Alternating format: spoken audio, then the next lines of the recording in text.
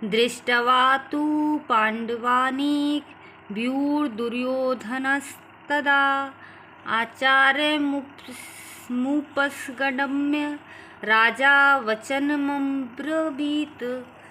संजय ने कहा, हे राजन, पांडुपुत्रों द्वारा सेना की व्यूह रचना देखकर राजा दुर्योधन अपने गुरु के पास गया और उसने ये शब्द कहे।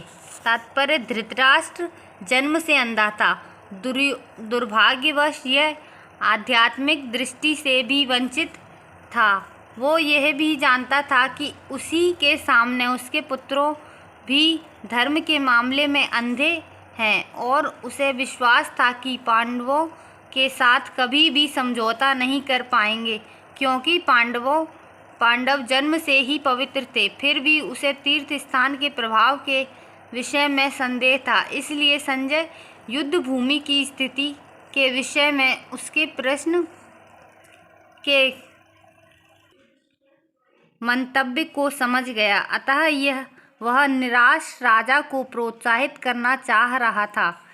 उसने उसे विश्वास दिलाया कि उसके पुत्र पवित्र स्थान के प्रभाव में आकर किसी प्रकार का समझौता करने नहीं जा रहे हैं।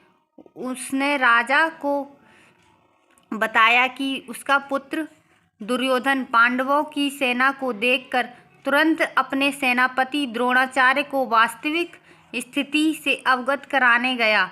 यद्यपि दुर्योधन को राजा कहकर संबोधित किया गया है, तो भी स्थिति की गंभीरता के कारण उसे सेनापति के पास जाना पड़ा। अतएव दुर्योधन राजनीतिज्ञ बनने के लिए सर्वथा उपयुक्त था, किंतु जब उसने पांडवों की व्यूह रचना देखी तो उसका यह कूटनीतिक व्यवहार उसके भय को छिपा न पाया।